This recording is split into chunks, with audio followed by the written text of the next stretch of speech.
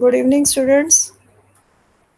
Now we are going to study the Unit 6, in which last counseling session you have studied bioavailability, bioequivalence, definition of bioavailability, biopharmaceutics, and bioequivalence studies. Now I'm going to teach you clinical trials. Uh, Clinical trials, what is a clinical trials? Names and code, investigational drug, informed consent, why clinical trials are conducted, phases of clinical trials, classification of clinical trials, and monitoring of clinical trials. Let's start with the clinical trials. Dear students, if I'm audible to you, then please respond. Yes, you are audible, madam. Okay, shall we start?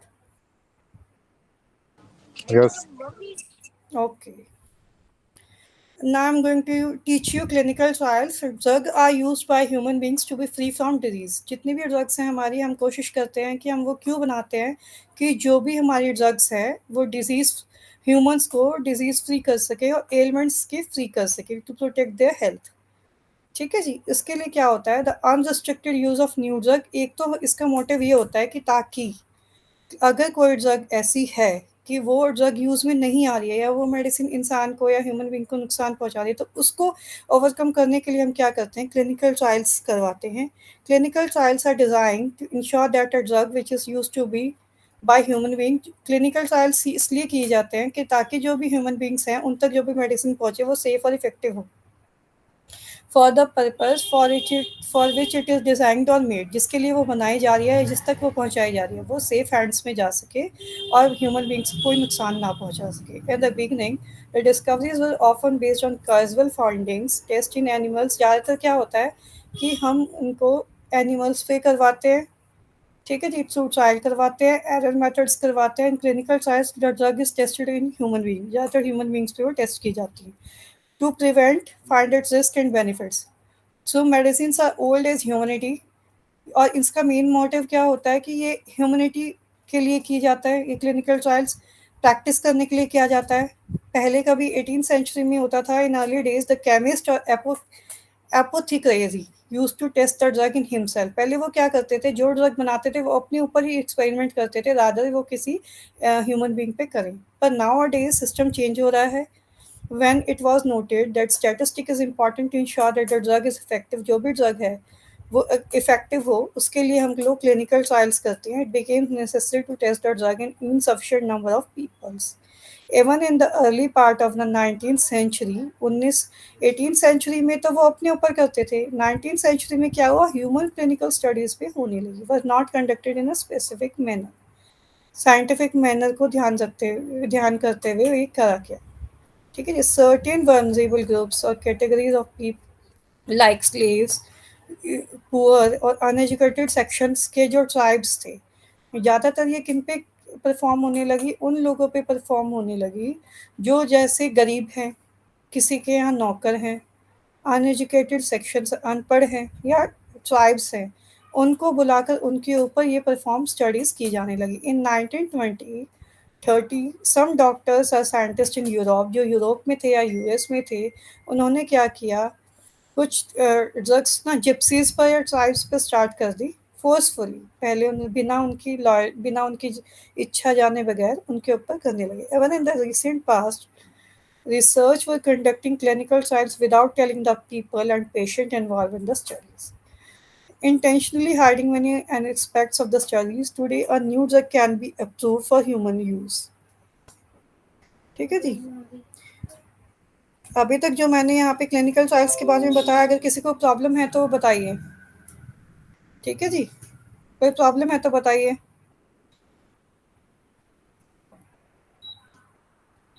Dear students, if I'm audible to you, then response it. Okay, what is clinical trials? आपको नाम से ही पता लग रहा हो, clinical माने एक ऐसा ट्रायल जो क्लिनिक में किया जाता हो या किसी ट्रायल लैब्स में होता हो।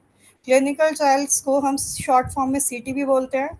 It is a clinical study conducted in human subjects. Human को एज अ सब्जेक्ट ट्रीट किया जाता है, एम टू डिस्कवर और verify the clinical effect of new drug. Motive क्या होता है कि किसी भी नई ड्रग को जब हम मार्केट में उतारें तो सबसे पहले उनके ऊपर क्लिनिकल इफेक्ट किया जाए, उन ह्यूमन सब्जेक्ट्स पे किया जाए। ड्रग कैन बी न्यू और and one existing one, the testing of drug in human being essential as a model.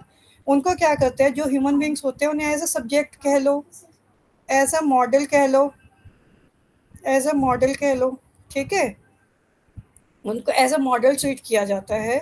तो जैसे एनिमल्स को यूज़ किया जाता है ना एक्सपेरिमेंट के लिए, वैसे ही ह्यूमन सब्जेक्ट्स को भी यूज़ किया जाता है एक्सपेरिमेंट्स के लिए, whether the substance being investigated is effective for the purpose and safe for the users for observing new drug. इससे क्या होता है, जब ये इन सब्जेक्ट्स पे किया जाता है तो जो भी नई ड्रग है अप्रूव तभी होती है, ऐसे हम उसको मार्केट में नहीं उतार सकते। अगर हम उन्हें मार्केट में विदाउट एनी क्लिनिकल ट्रायल्स ले आएंगे तो ये क्या है, ये ह्यूमंस के लिए बहुत ही ज़्यादा खतरनाक साबित हो सकती है। Before testing the drug in human beings it will be subjected to various laboratory studies. ये आपने पढ़े भी होंगे, बहुत सारी लेबोरेटरीज हैं इंडिया में, आउटसाइड कंट्रीज भी हैं।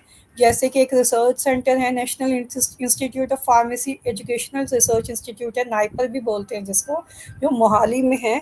वहाँ पर भी ऐसी रिसर्च की जाती है, ठीक है जी। और भी बड़े बड़े इंस्टीट्यूट्स हैं जहाँ पे ये किया जाता है। Every clinical research is preceded by careful assessment, बहुत सारी केयरफुल असेसमेंट के साथ ये सब किया जाता है। During the clinical study the adverse और टॉक्सिक इफेक्ट होते हैं। जब हम कोई क्लिनिकल स्टडी करते हैं ना, तो क्या होता है, उसके कुछ खतरनाक एडवर्स इफेक्ट भी होते हैं, तो उसके कुछ बेनिफिशियल इफेक्ट्स भी होते हैं, ठीक है जी। द एब्जॉर्ब, हमारी, मैंने लास्ट यूनिट्स में आपको क्लियर किया था, हमारी जो भी ड्रग्स है वो 4 प्रोसेसेस से होके निकलती हैं ह्यूमन बॉडी के अंदर से। फर्स्ट प्रोसेस है एब्जॉर्प्शन, नेक्स्ट है distribution, third one is metabolism and fourth one is excretion. यानी कि कोई मेडिसिन पहले हमारी बॉडी में एब्जॉर्ब होगी, फिर डिस्ट्रीब्यूट होगी, फिर मेटाबोलाइज होगी, देन एक्सक्रीट आउट हो जाएगी हमारी बॉडी से जब वो अपना इफेक्ट दिखा दे, ठीक है जी। अब आ जाते हैं न्यू ड्रग एंड इन्वेस्टिगेशनल। ये तो हमने बात कर ली, ये मैंने आपको रिकॉल करवाया है जो मैंने लास्ट यूनिट या लास्ट सेशन में मैंने किया है, आपको पढ़ाया था, ठीक है। अब इस सेशन में आप क्या करने जा रहे हैं, ये मैंने आपको रिकॉल करवा दिया। ये हम क्लिनिकल ट्रायल्स में मैंने आपको रिकॉल इसलिए कराया ताकि आपको टॉपिक क्लियर हो सके। A new drug or investigational product is study with the object of certainty, ठीक है, उसकी सेफ्टी को मेंटेन करने के लिए, उसकी एफिकेसी को मेंटेन करने के लिए। ह्यूमन बीइंग में भी ह्यूमन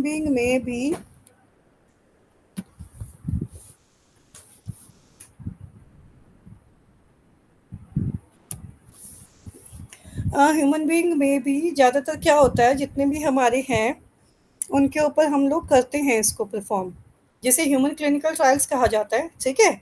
इसमें अब आप पढ़ेंगे, अभी तक मैंने आपको क्लिनिकल ट्रायल्स पढ़ा है, अब हम करेंगे न्यूमरिंग कोड। न्यूमरिंग कोड क्या होता है, constitutes the early guidelines in performing human experiment. हम क्या करते हैं, जब हम ह्यूमन सब्जेक्ट लेते हैं तो उनको एक कोड दे देते हैं, ठीक है। During the world war second the scientist and doctors under Hitler Naezy rule, Hitler के कुछ रूल्स आए थे, conducted many cruel and unethical थे, जो क्या करते थे विदाउट एनी सब्जेक्ट, मतलब जो भी ह्यूमन सब्जेक्ट है उसकी इच्छा के बिना उस पर एक्सपेरिमेंट किया जाता था, ठीक है। चाहे वो ओल्ड है, चाहे मेल है, चाहे फीमेल है, इन अ सिमिलर मैनर, उसको कोई मतलब नहीं था हिटलर को, जैसे सबको पता ही है हिटलर बहुत ज़्यादा स्ट्रिक्ट था, उसको कोई मतलब नहीं था, ठीक है जी, उसको बस सब्जेक्ट चाहिए था। लेकिन when it was known to the world, जब लोगों को ये चीज़ पता लगी, doctor and scientist was got in question for their cruelties, उनसे सवाल किए गए कि आपने ये क्रुएल्टी क्यों की। डॉक्टर ट्रायल किए गए, these were demands from certain section that those cruel doctors shall be used for similar experiment they conducted on Jews। It was at this stage many Nations got together. जब ये काम होने लगा, Hitler ये काम करने लगा, तो क्या हुआ, सभी नेशंस एक साथ हो गए, then came out with Nuremberg code with 10 principles. उससे क्या किया, न्यूमरिंग कोड के साथ आए जिनका 10 लॉ ऐसे बनाए गए, 10 नियम ऐसे तैयार किए गए। The Nuremberg code was then made into the Declaration of Geneva in 1948 which laid down the principle of ethics and clinical trials, ठीक है, जिसको हम कहते हैं WMA, वर्ल्ड मेडिकल एसोसिएशन भी बोलते हैं, ठीक है। Which was a group of medical practitioners के कुछ ग्रुप बन गए रिसर्चर्स के हर के कंट्री में, जिसमें यूरोप आता है, नॉर्थ अमेरिका, ठीक है, हेलेंस्की आ जाता है, और भी सारे आ जाते हैं। दिस डिक्लेरेशन इज सेट, ये सारे एक साथ क्यों हुए, ताकि कुछ नियम बन सके डॉक्टर्स के लिए भी, कि भाई उन्हें कैसे एक्सपेरिमेंट्स करने हैं, कैसे नहीं करने हैं, ठीक है जी, ये क्वेश्चन नॉर्मली पूछ लिया जाता है, what is Nuremberg code. Clinical trials पे क्वेश्चन आ जाता है, तो इसको थोड़ा ध्यान से आप देखना। अब आ जाते हैं इन्वेस्टिगेशनल ड्रग। आपने क्लिनिकल ट्रायल्स पढ़ा, क्यों किया जाता है, आपने न्यूमरिंग कोड पढ़ा, क्यों किया जाता है। अब आ जाते हैं इन्वेस्टिगेशनल ड्रग में। Investigational drug is one which is not yet approved. वो एक जो कि अभी तक अप्रूव नहीं है, उसको लाइसेंस नहीं दिया गया ड्रग कंट्रोल लाइसेंसिंग अथॉरिटी से, और फूड ड्रग एडमिनिस्ट एफडीए के द्वारा उनको कोई लाइसेंस नहीं है। It can be pharmaceutical form of an active ingredient being investigated or studied in a clinical trials. लेकिन कुछ जगहों पे क्लिनिकल ट्रायल्स करे जाते हैं सम टाइम, जैसे placebo and inert harmless substance can also be used in investigational product if an existing drug formulation और package is study for use in another form. कि हमारी ड्रग कितने तरीके से बन रही है, किन तरीक़ों से फ़ॉर्म करी जा रही हैं, ठीक है? कैप्सूल्स कैसे हैं, ये सब इसके बारे में इन्वेस्टिगेशनल ड्रग में आ जाता है, ठीक है? ये क्वेश्चन भी इम्पोर्टेंट है, आप इसमें कर सकते हो। अब आ जाते हैं इन्फॉर्म्ड कंसेंट के बारे में, ठीक है जी? अब आ जाते हैं इन्फॉर्म्ड कंसेंट के बारे में। इन्फॉर्म्ड कंसेंट में क्या होता है कि अब जैसे nowadays there will be change in the rule, ठीक है? पहले स्ट्रिक्ट, पहले without any concern human subjects लिए जाते थे। इन्फॉर्म्ड कंसेंट में क्या होता है, इट इज़ द प्रोसेस जिसमें कि सब्जेक्ट यानी पेशेंट, उससे कंसेंट का फॉर्म भरवाया जाता है वॉलंटरली। कि जो भी पेशेंट है वो अपने ऊपर अगर एक्सपेरिमेंट करवा रहा है तो उसकी इच्छा से होना, कि इच्छा के बिना हो, ठीक है? कंफर्म हिज और her willingness to participate in a particular clinical trials after having been informed all aspect, सारे एस्पेक्ट्स को इन्फॉर्म करने के बाद, ठीक है जी, that are relevant to the subject decision to participate, कि जितने भी क्लिनिकल जितने भी ह्यूमन सब्जेक्ट्स हैं वो उसमें पार्टिसिपेट करना चाहते हैं या नहीं करना चाहते। Inform consent is documented by means of written भी साइंड हो, डे किस दिन बन रहा है, डेट आनी चाहिए कंसेंट फॉर्म पे, किस सब पेशेंट का है उसका नाम आना चाहिए, ठीक है जी, किस तरीके से हो रहा है वो सब उसमें आना चाहिए, ठीक है जी। Each one of us has a right to decide whether the body should be permitted to medical hazards, कि अगर इस दौरान उनकी मौत हो जाती है, मेडिकल हैज़ार्ड्स या कोई रिस्क आ जाता है, तो उसके ज़िम्मेदार वो खुद होंगे, प्रशासन या कोई इंस्टीट्यूट इसका ज़िम्मेदार नहीं होगा, ठीक है? It is the duty of the physician then a trial team to disclose all the risk and hazards. उनको सारे रिस्क बताए जाते हैं कि ऐसा भी हो सकता है, आपकी जान भी जा सकती है, ये भी हो सकता है, एक्स वाई जेड जो भी हैं। If the drug is still in the testing stage और if hazards are unknown the patient should be clearly advised. उनको इन्फॉर्म किया जाता है the ultimate choice of taking a new medication with unknown risk और hazards must be that of the patient, ठीक है? The investigational team doctors की बनाई गई है, जो क्या करते हैं, मॉरल और लीगल रिस्पॉन्सिबिलिटी के तहत ऐसे ढंग से परफॉर्म करते हैं ताकि लोगों को कोई नुकसान ना हो।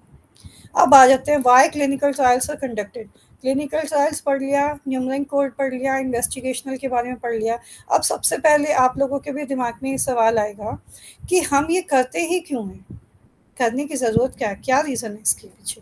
तो अब मैं इसके बारे में आपको बताऊंगी। Clinical trials are essential to find whether the new drug will be useful, useful है भी या नहीं है, ठीक है? Human beings are safe during the pre clinical studies. जब हम किसी क्लिनिकल स्टडीज़ को पढ़ते हैं या कोई भी ड्रग पहले एक्सपेरिमेंट हो रही है, तो उसको कहते हैं प्री क्लिनिकल स्टडीज़, यानी कि क्लिनिकल से पहले होने वाली studies, that is called to be pre clinical studies. This there will be a certain prediction, जिसके लिए कुछ प्रेडिक्शंस की जाती हैं regarding the use and properties of the new agent और product. Only through the only through the clinicals we can be performed those prediction.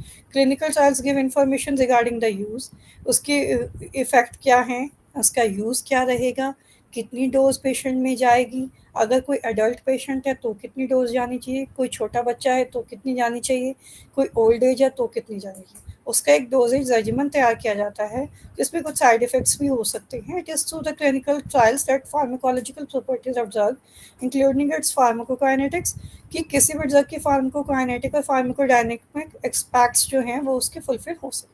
In human beings are established, the toxicological properties of the drug in human are also established. So the clinical trials. Clinical trials represent a scientific method to test individual drugs.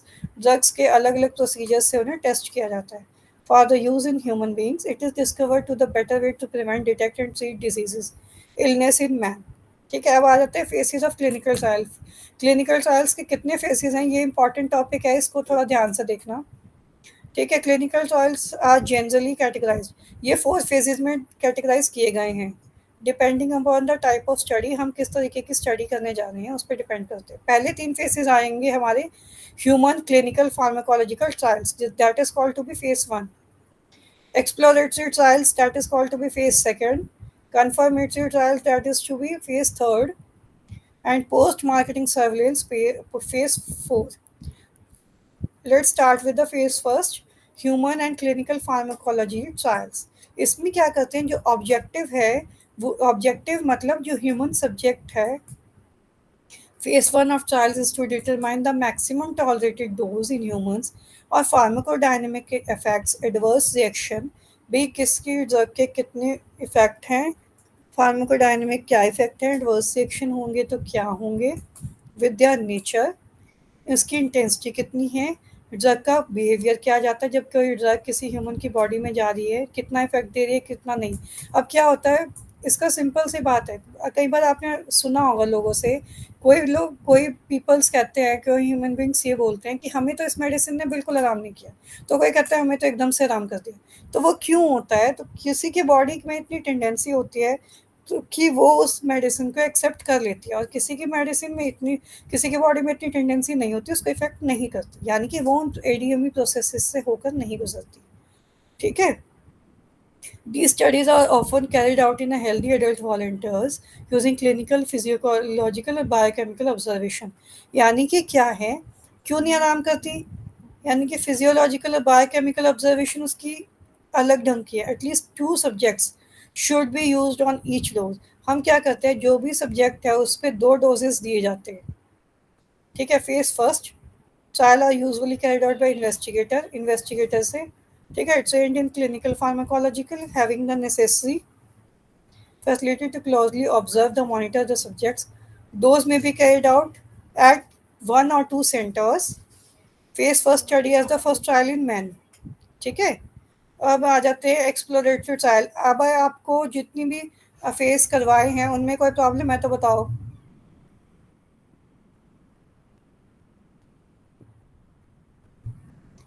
Clinical trials faces के बारे में अगर कोई problem है तो बताइए, नहीं तो हम फर्दर प्रोसीड करें। No doubt, ma'am. Okay, shall we proceed. Yes. Okay, अब आ जाते हैं कन्फर्मेटरी ट्रायल्स पे, यानी कि फेज थर्ड पे। इसमें क्या हो जाता है कि हमारा पर्पस ये है कि जो भी हम ट्रायल कर रहे हैं वो इफ़ेक्टिव रहे, सेफ रहे। ठीक है, कितने नंबर ऑफ पेशेंट हो, generally in comparison with a standard drug और प्लेसिबो और अप्रोप्रिएट। दीज ट्रायल्स में be carried out by clinicians. ये जो क्लिनिक में होते हैं हमारे डॉक्टर्स और क्लिनिशियन जो है उनकी कंसर्न से, या जो ह्यूमन सब्जेक्ट्स हैं उनके थेरेपेटिक एरियाज से वो उन पे कितना इफेक्ट करे उस पर डिपेंड करता है। ठीक है जी, इससे कहते हैं, और उस पर क्या इफेक्ट रहेगा, एडीआर से परफॉर्म होगा, that is called to be adverse drug reactions. ठीक है, अब आ जाता है post marketing surveillance. Phase fours phase four studies are performed after obtaining approval from the licensing authority. जब फेज फोर तब परफॉर्म होता है जब हमें बाहर की लाइसेंसिंग अथॉरिटी से लाइसेंस मिल जाता है।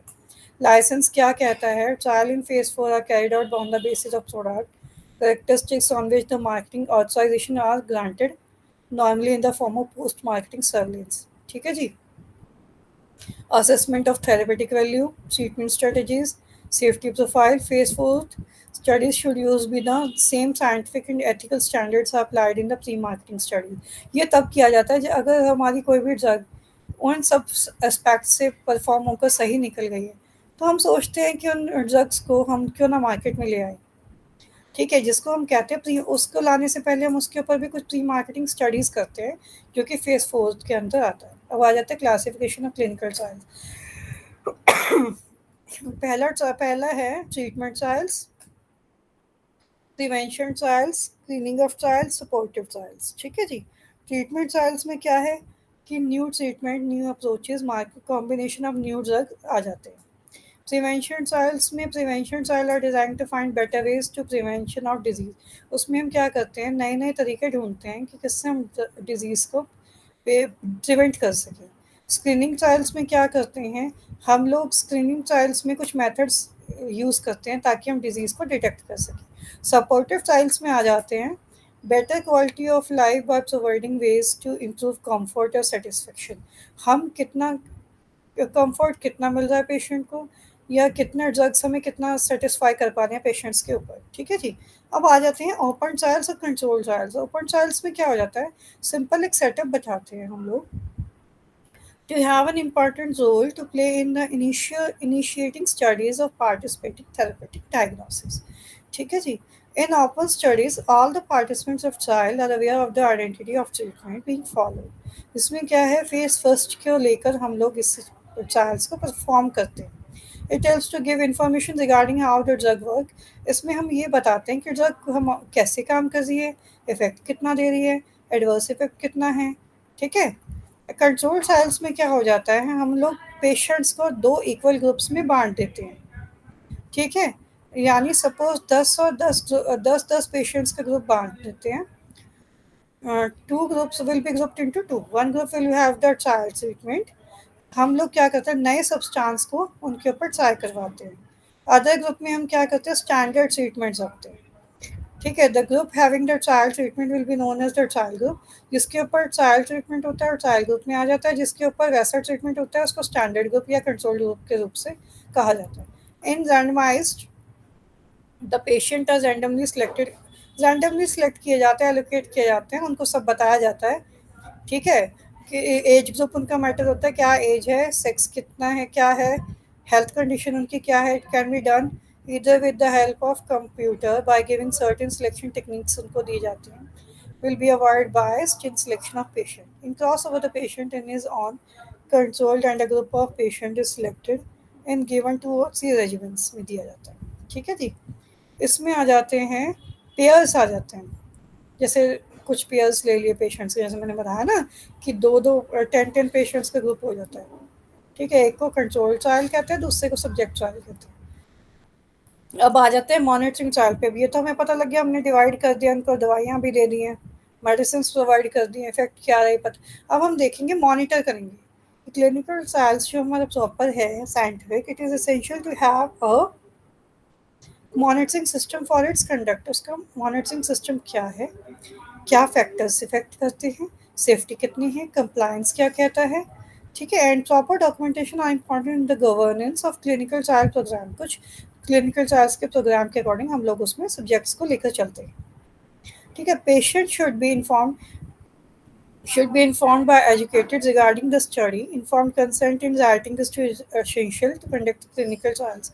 इसमें आप सीधा आप कभी आपने डेली रूटीन के एग्जांपल से बताऊंगी, आपने वो मूवी देखी है मुन्ना भाई एमबीबीएस, जिसमें कि एक ह्यूमन सब्जेक्ट बताते हैं जिसके ऊपर वो एक्सपेरिमेंट करते थे अपने मेडिकल इंस्टीट्यूशन में। ठीक है। ऐसे ही कुछ ह्यूमन सब्जेक्ट्स को लिया जाता है और मेडिकल इंस्टीट्यूशन उन पे अपना काम करते हैं। ठीक है।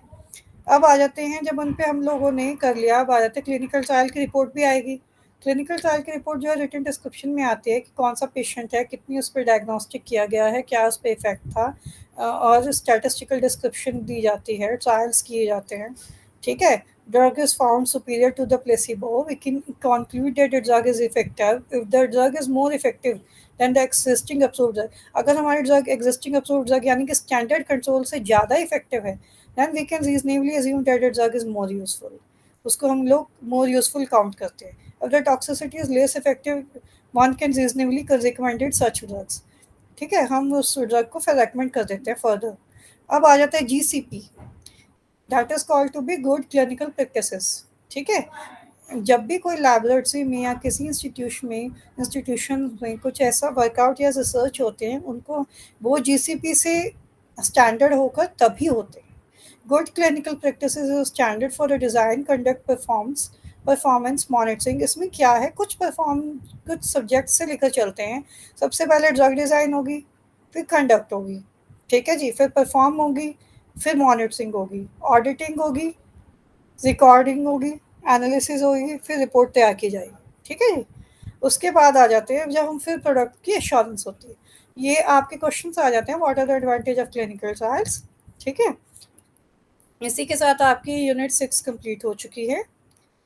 ठीक है, ये आपकी समरी है। मैंने आपको लास्ट बायोफार्मास्यूटिक्स, ये कुछ आपके क्वेश्चंस हैं जो आ जाते हैं। व्हाट इज़ बायोफार्मास्यूटिक्स, बायोअवेलेबिलिटी क्या होता है, बायोइक्विवेलेंस क्या होता है, difference between bioequivalence and bioavailability.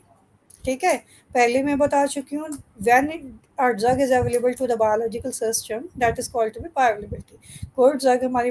कोई ड्रग या डोज हमारी बॉडी को किस अमाउंट में अवेलेबल हो रही है एडीएमई प्रोसेस से गुजर कर, that is called to be bioavailability. ठीक है, अब ये आपके क्वेश्चन हो चुके हैं। इसी के साथ आपकी यूनिट कंप्लीट हो गई है। अब हम इसके साथ आपकी यूनिट 7 स्टार्ट करने वाले हैं। इस यूनिट में कोई प्रॉब्लम है तो बताएं।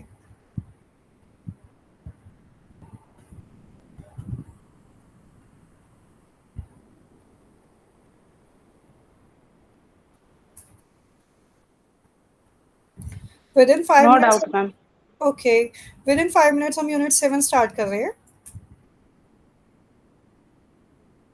Okay, ma'am.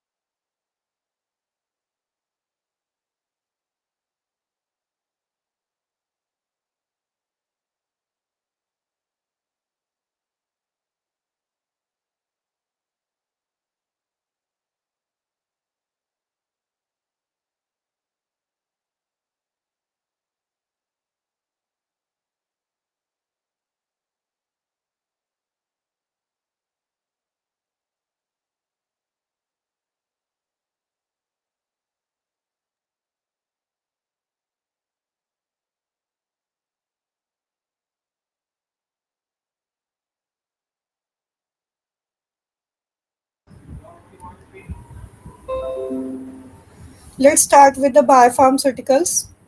ठीक है जी, in which you have to study what is biopharmaceutical biotechnology, recommend DNA technology products, DNA transfer, biopharmaceutical sources, recommended protein sources, monoclonal antibodies, monoclonal B cells. Let's start with the introduction. पहले ही मैं आपको ये सब बता चुकी हूँ, bioavailability, bioequivalence, clinical trials आपकी last unit में। ठीक है जी, इसके ऊपर फर्दर टाइम वेस्ट करना लॉजिकल नहीं है। अब आ जाते हैं मोनोक्लोनल एंटीबॉडीज़ पे। एंड मैन्युफैक्चरिंग, जब हम कोई genetical engineering, monoclonal antibodies are used in the manufacturing of genetical engineered proteins, जिसको कहते हैं genetic engineering. As they isolated the desired protein products, इसमें क्या होता है, कुछ प्रोटीन प्रोडक्ट्स डिजायर्ड जो होते हैं उनको आइसोलेट करते हैं। ठीक है, it can be separated from the jumble of molecules surrounding it. Monoclonal antibodies are also the key of development of newer type of vaccines. या कुछ न्यू टाइप की वैक्सीन्स जब हम जनरेट करते हैं, that is vaccines through the biotechnology. ठीक है, इस इन दिस यूनिट आप इसमें करेंगे बायोफार्मास्यूटिकल। अब आ जाते हैं बायोफार्मास्यूटिकल में आपके क्या हैं। The term biopharmaceutical used in the 1980 used to classify a type of therapeutic protein. Biotechnological method से एक थेरेपेटिक एक्शन या प्रोटीन कैसे जेनेटिक इंजीनियरिंग में इफेक्ट डालता है या किस टेक्नोलॉजी से इफेक्ट डालता है, उसके बारे में आप करेंगे। बायोटेक्नोलॉजी रेफर टू प्रोटीन और nuclei acid based pharmaceutical substance used for therapeutic in vivo diagnostic purposes.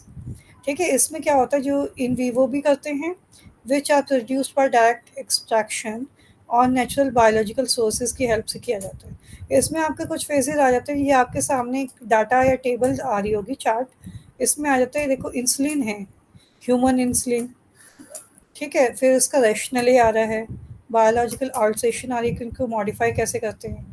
फिर हम देखते हैं कि जब हमने उनको बनाया है कि वो एक्ट किस तरीके से करेंगे। जैसे आप इंसुलिन, आपने ह्यूमन इंसुलिन फर्स्ट पार्ट देखा तो उसमें क्या है, मॉडिफ़िकेशन होने के बाद उसने एक्ट फास्टर एक्टिंग इंसुलिन बना वो, ठीक है? अब आ जाते हैं, हमने नेक्स्ट जो स्टार्ट किया उसमें आया था generation of slow acting insulin. जब उसको मॉडिफाई किया अमाइनो एसिड सीक्वेंस से तो वो स्लो एक्टिंग इंसुलिन में काउंट हुआ, ठीक है? ये जनरेट इसलिए किया जाता है जैसे कि ताकि हम जो भी डिजीज़ है उसको क्योर करने के लिए कैसे मॉडिफाइड वर्जन जनरेट कर सकें, ये उसके लिए ये डाटा चार्ट है। अब आ जाता है biotechnology product peptide based from biopharmaceutics. इसमें क्या हो जाता है, ये आप चार्ट देख रहे होंगे, सब मार्केटेड बायोफार्मास्यूटिकल प्रोडक्ट प्रोक्रिट एट्रोप्रोटीन है जो कि एनीमिया के ट्रीटमेंट के लिए यूज़ होता है, एपोजन है जो ये एट्रोप्रोटीन का ही पार्ट है, ये भी एनीमिया के लिए होता है, इंट्रोफिन ए कह लो या इंट्रोफिन अल्फा कह लो, ये ट्रीटमेंट ऑफ ल्यूकेमिया के लिए होता है। डिफाइंड बायोफार्मास्यूटिकल लास्ट यूनिट में भी करवा चुकी है, इसमें भी थोड़ा आप गो थ्रू कर चुकी हैं। अब आ जाता है रिकमेंडेड डीएनए टेक्नोलॉजी पे, ठीक है? रिकम्बाइंड में आप नाम से ही पता लग रहा है आपको, एक ऐसी डीएनए टेक्नोलॉजी प्रोडक्ट जो कि रिकम्बाइन होके आती है, ठीक है? रिकम्बाइन होके आती है, आप इसको देखो, मैं 5 मिनट्स में आपको बताती हूँ।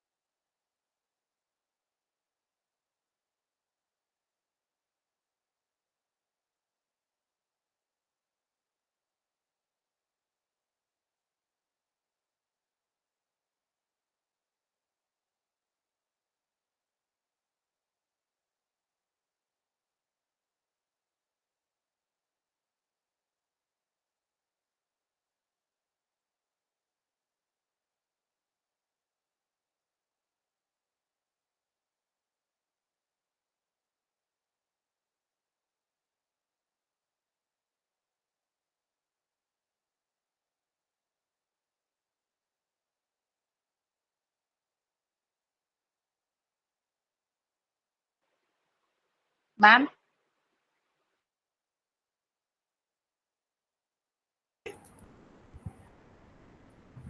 बताइए।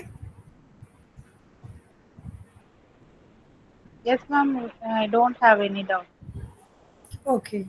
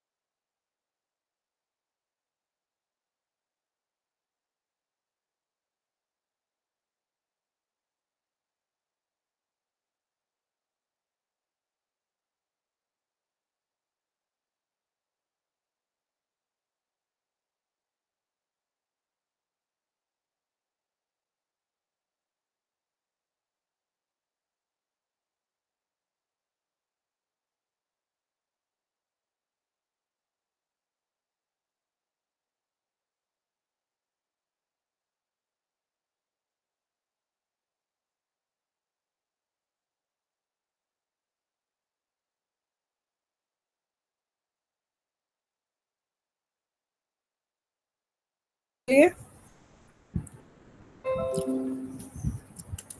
recombinant DNA technology products, the ability to selective hydrolyze a population of DNA molecules with the numbering endonucleases promoted the technique.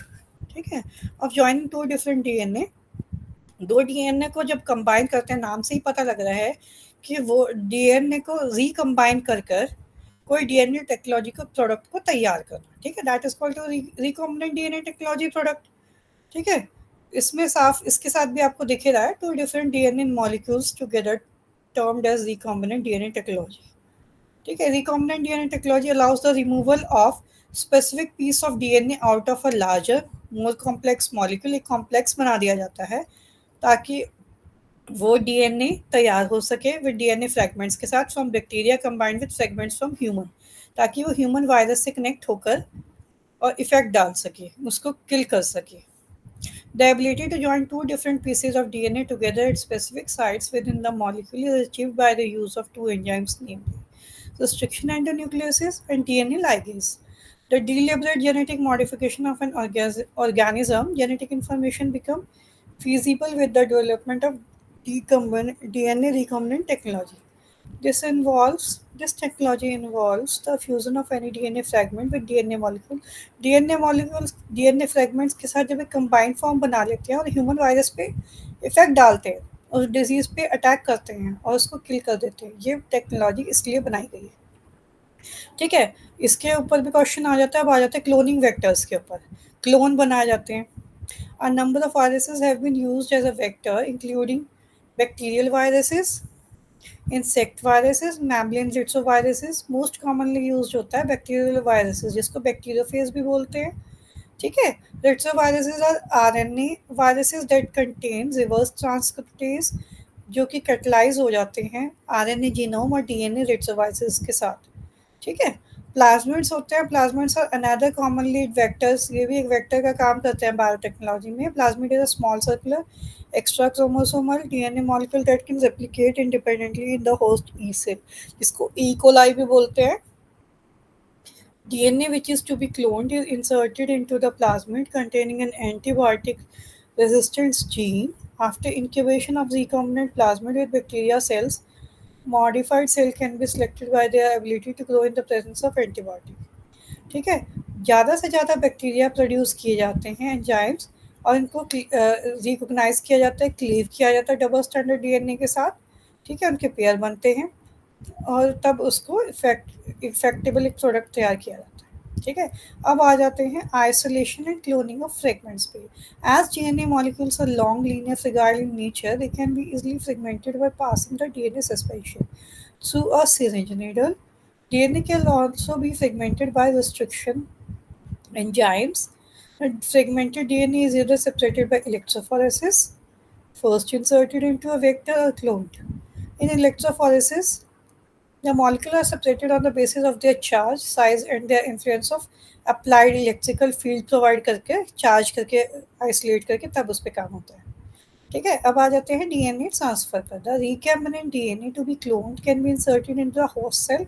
दो तरीके के सेल होते हैं इसमें, बैक्टीरिया होस्ट सेल मान लो, बैक्टीरियल सेल भी कहा जाता है उन्हें, ठीक है। Natural transformation under psychological condition in the case of bacillus subtilis. Certain microbial cells have to be forced to take up the DNA by unusual regimen like heat shock, calcium ions, electroration. DNA molecule and cell are taken into the cuvette, उनको एक cuvette में लिया जाता है, एक high discharge form में रखा जाता है, इलेक्ट्रिक डिस्चार्ज में, which cause opening in the cell envelope, जिनके सेल का एक एनवेलप जो होता है वो ओपन हो जाता है, जो एक होल क्रिएट कर देता है, तब डीएनए मॉलिक्यूल उसमें एंटर होता है, ठीक है जी। अब आ जाते हैं बायोफार्मास्यूटिकल सोर्सेज पर। Most of the marketed recombinant proteins are obtained from the recombinant E. coli from its recombinant mammalian cell lines. क्या होता है, जो ये recombinant proteins होते हैं वो E. coli या mammalian cell lines के साथ combine हो जाते हैं। This kind of method, इस तरीके के method को हम क्या कहते हैं, जीन और cDNA भी बोलते हैं, और एक तरीके से इसको कोडिंग भी बोला जाता है, ठीक है। कोडिंग जो रिक्वायर्ड टाइप ऑफ प्रोटीन होता है to suitably characterize strain of the selected producer cell. Generally, gene is transferred with the help of expression, plasmid or by means of gene manipulating method. ठीक है जी। Recombinant protein sources जो हैं, E coli is used as the major source of therapeutic recombinant protein for the production of protein. Micro organisms can be cultured in large amount, जिसमें आपके आ जाते हैं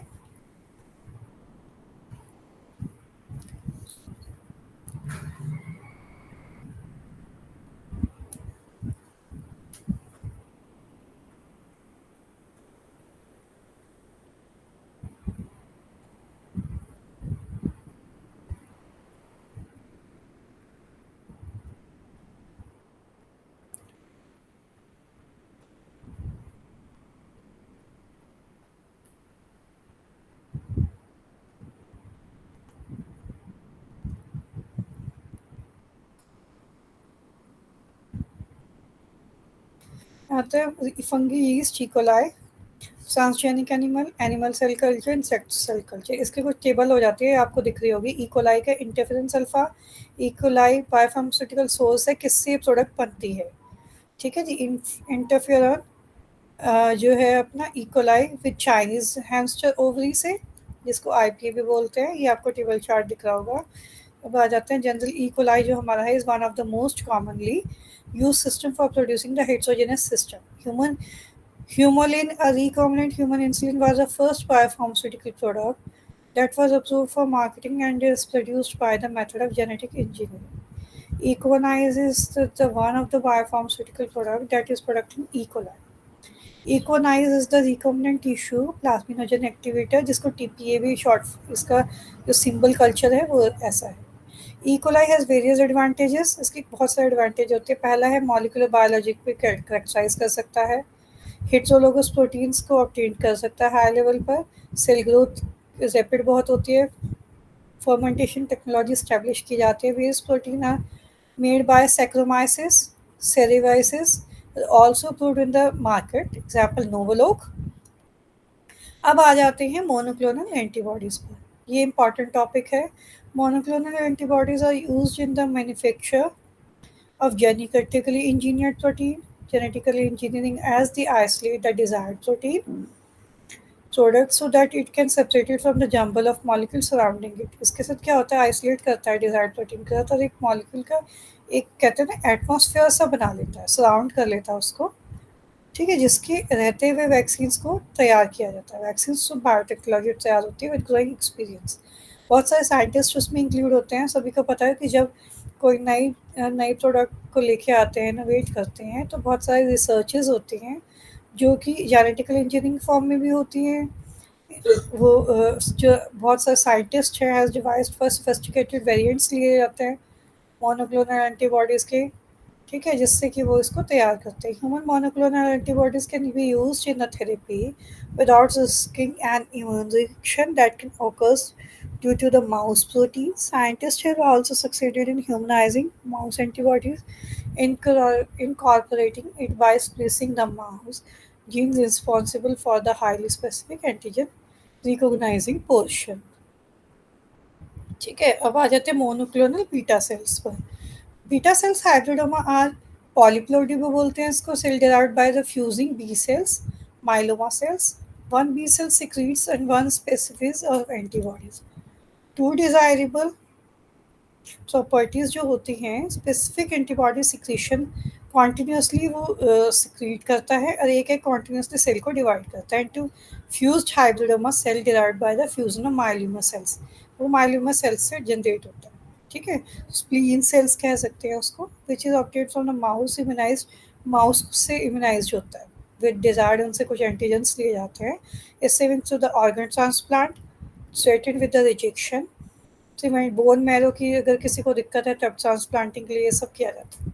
types of maps आ जाते हैं, मैप्स हो जाते हैं हमारे। Maps are immunoglobins of single species derived from the clone B lymphocytes, its fuse derivative और transformants.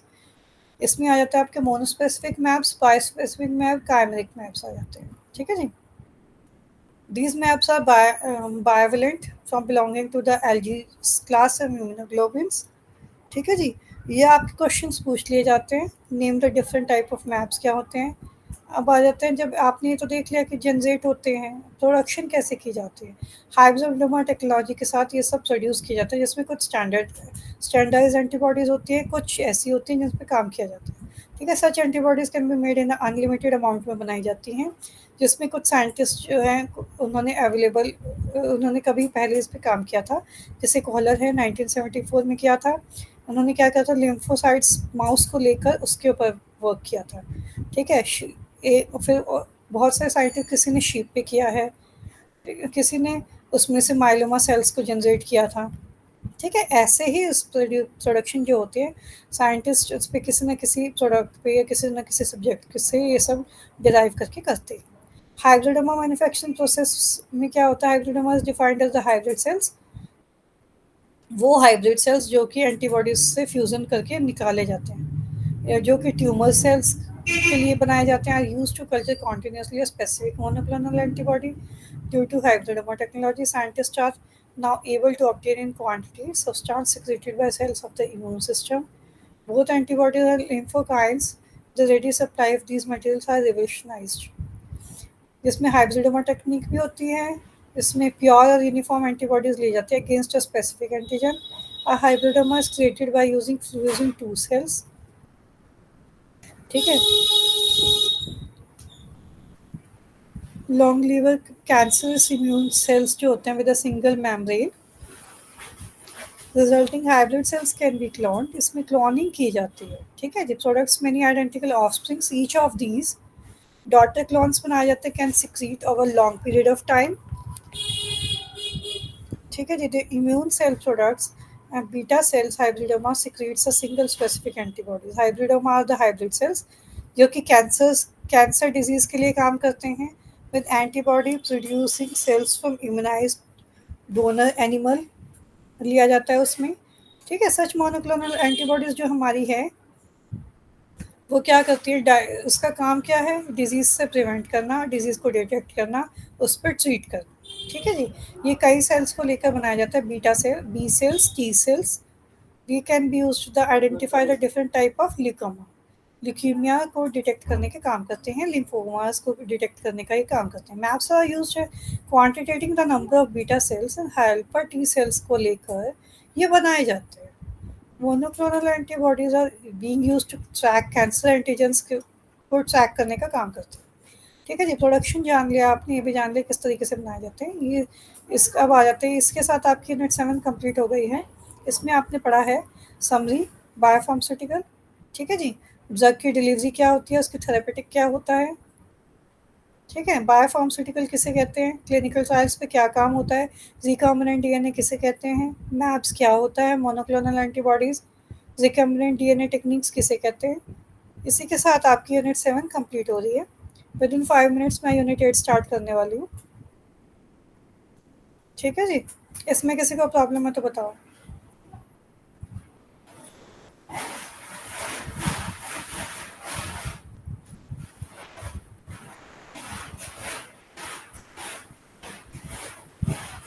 This unit is to be complete. If you have any query, then ask questions.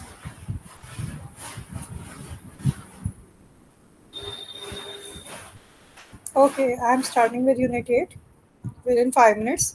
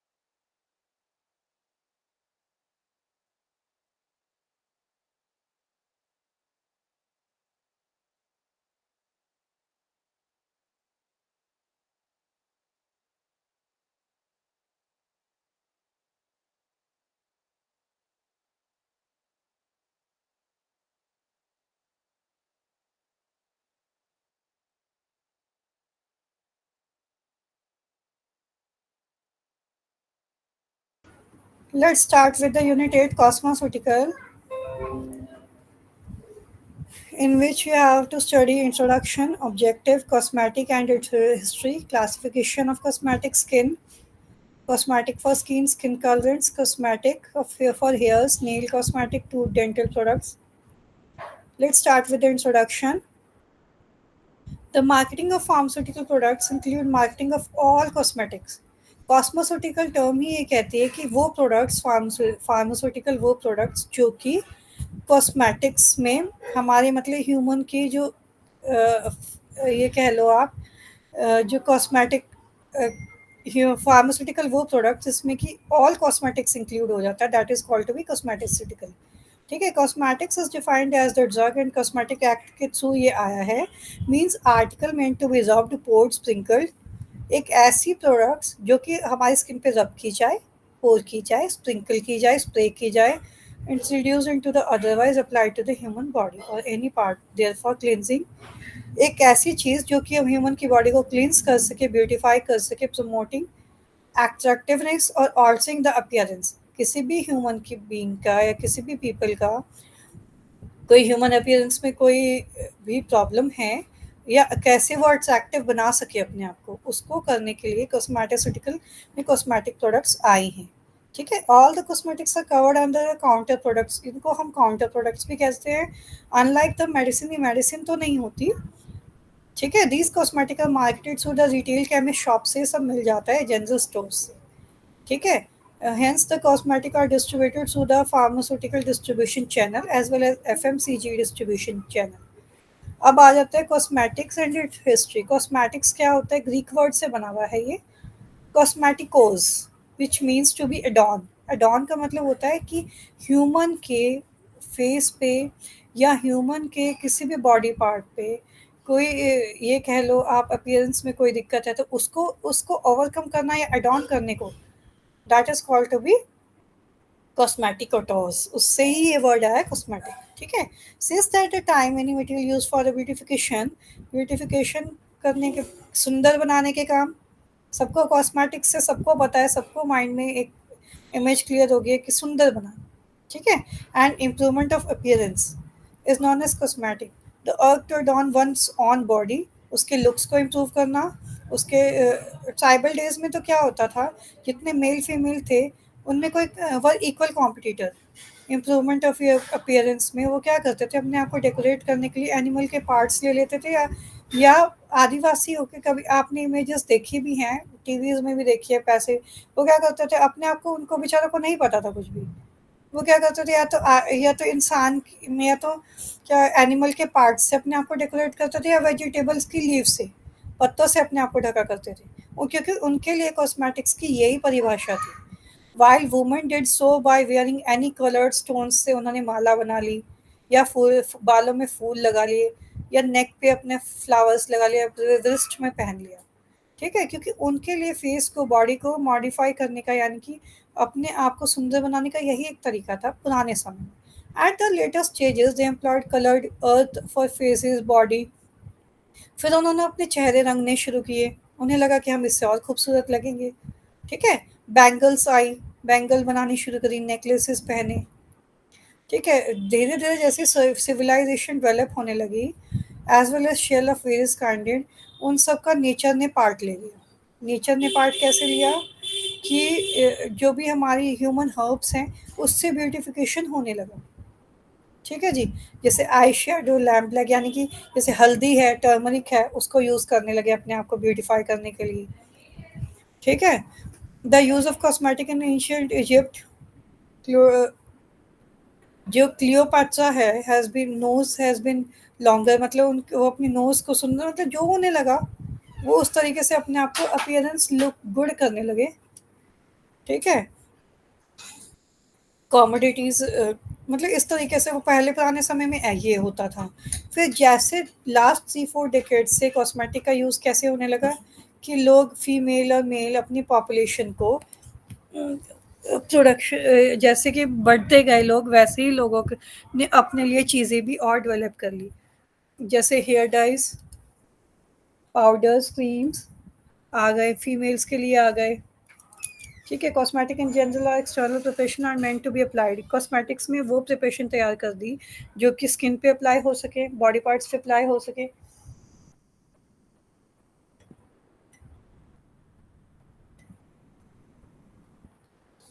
Body parts पे apply हो सके, covering में, कर्जिंग में, softening में, cleansing में, ऐसे ये अप्लाई हो सके और स्किन नॉरिश हो सके। मॉडिफिकेशन, प्रिजर्वेशन, रिमूवल, ठीक है, इन सब पे कैसे काम हो सके वो कॉस्मेटिक का काम होता है। जनरेट कैसे हुई? कॉस्मेटिक फॉर स्किन बनी, कॉस्मेटिक फॉर हेयर बने, कॉस्मेटिक फॉर नेल बने, कॉस्मेटिक फॉर हाइजीन बना। ठीक है, अब आ जाते हैं कितनी तरीके की क्लासिफिकेशन है कॉस्मेटिक की। ठीक है, what is cosmetic and define its classification, it's a major question, please note.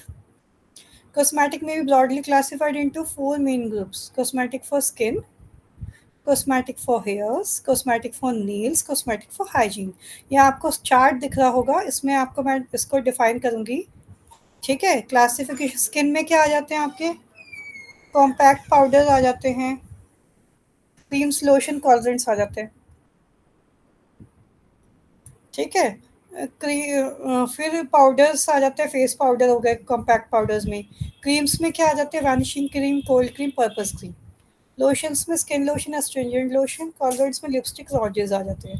Hairs की क्या होती है? Shaving preparation, shampoos, hair dyes, dandruff lotion, hair conditioner, gel. ठीक है जी। नेल्स में nail lacquer, lacquer remover, nail polish, cuticle remover. Hygienic में dental preparation में tooth powder, plastic dentifrices, mouth washes, gargle, ये सब आपकी क्लासिफिकेशंस में आ जाते हैं। इस तरीके के जो कॉस्मेटिक है, धीरे धीरे समय के साथ साथ इनोवेट होती गई, अपने आप को क्लासीफाई करती गई। Broadly classifying the cosmetic use for beautification. ठीक है, इसमें ये क्वेश्चन जनरली पूछ लिया जाता है, मैंने कहा ना, क्लासिफिकेशन ऑफ कॉस्मेटिक, कौन कौन सी ऐसी कॉस्मेटिक हैं जो ब्यूटिफिकेशन के लिए यूज़ किए जाते हैं, उन्हें क्लासीफाई किया जाए। अब आ जाते हैं स्किन के पास। ठीक है जी, the majority of cosmetic apply, ज़्यादातर सबको पता है कि कॉस्मेटिक में क्रीम्स होती हैं, स्किन पे अप्लाई होती हैं। ठीक है, skin is the external cover of the body and beauty of the skin contributes to all beauty body. ठीक है, एक ऐसी चीज़ जो कि सुंदर बनाती है बॉडी को एक्सटर्नली। ठीक है, उसे हम कॉस्मेटिक में यूज़ करते हैं। अब हम सबसे पहले तो हम स्किन के ही डर्मा को पढ़ेंगे कि स्किन पे कोई चीज़ एक्ट कैसे करती है। जैसे कि आपको ये चार्ट दिख रहा होगा, डायग्राम दिख रहा होगा स्किन का। स्किन पे हमारी जो लेयर्स है वो कोई एक लेयर नहीं है, ये हमारी कई सारी लेयर्स से होता है।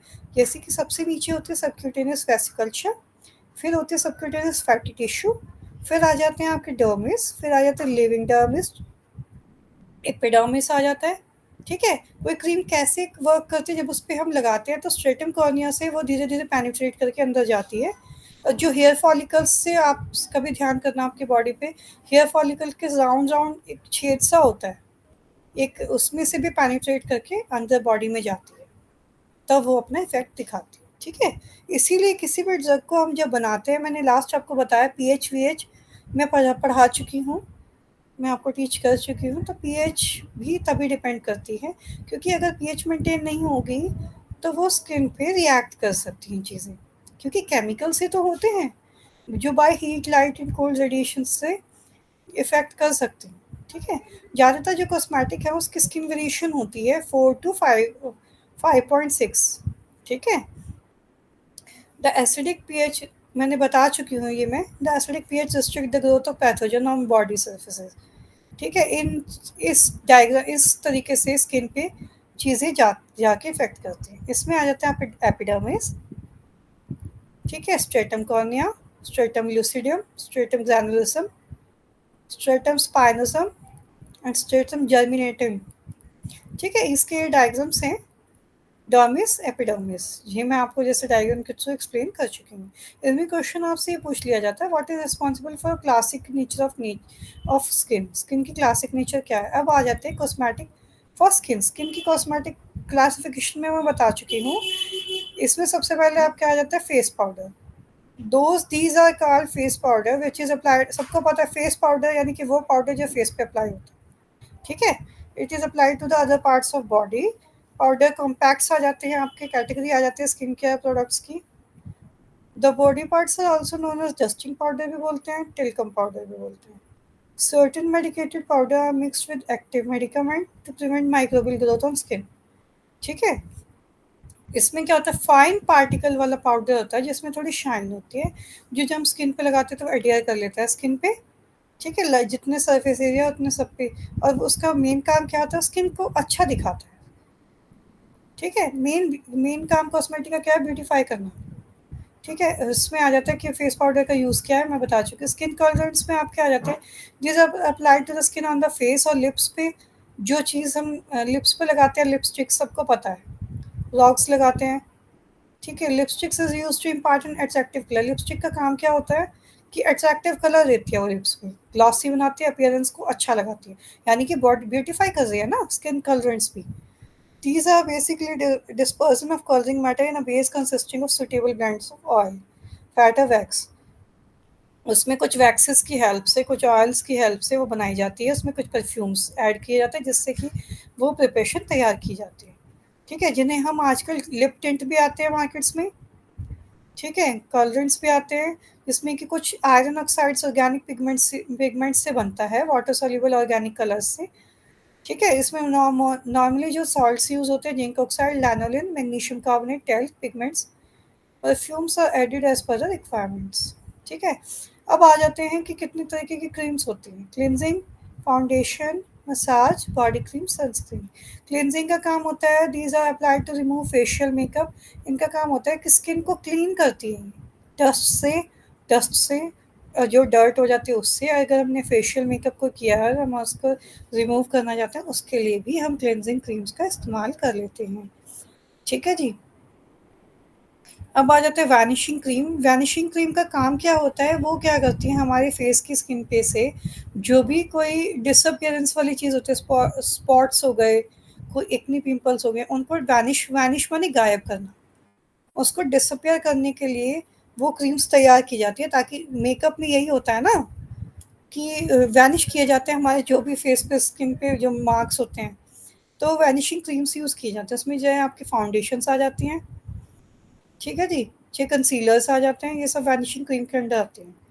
मसाज क्रीम आ जाती है फिर आपकी, जो कि नॉर्मल स्किन पे लगाई जाती है, ज़्यादातर फूड सप्लीमेंट से बनती है, विटामिन से की हेल्प से बनती है। ठीक है, नाइट क्रीम्स आ जाती हैं आपकी, जो इमोलियंट और वाटर लॉस जो जितना मतलब ब्यूटीफाई करती हैं। अब आ जाते हैं body and all purposes cream पे। These are the cream use for the softness of skin, keep it condition. इसी स्किन मतलब चीज़ों को कैसे कंडीशन किया जाता है। ठीक है, material like oil water creams, glycerin, sorbitol, polygenol ये यूज़ सब किए जाते हैं। इनकी हेल्प से हमारी बॉडी की पर्पस क्रीम बनाई जाती है। ठीक है, सनस्क्रीन प्रिपरेशन सबको पता है, समर का सीज़न है, सब घर से सनस्क्रीन लगा के निकलते हैं। क्या ये क्या करता है, एक ऐसी प्रिपरेशन जो सन की यूवी रेज से ह्यूमन बींग्स की स्किन को बचाता है ना। तो एक लेयर बना देता है स्किन पे, ताकि उस पर यूवी रेज ना पड़े।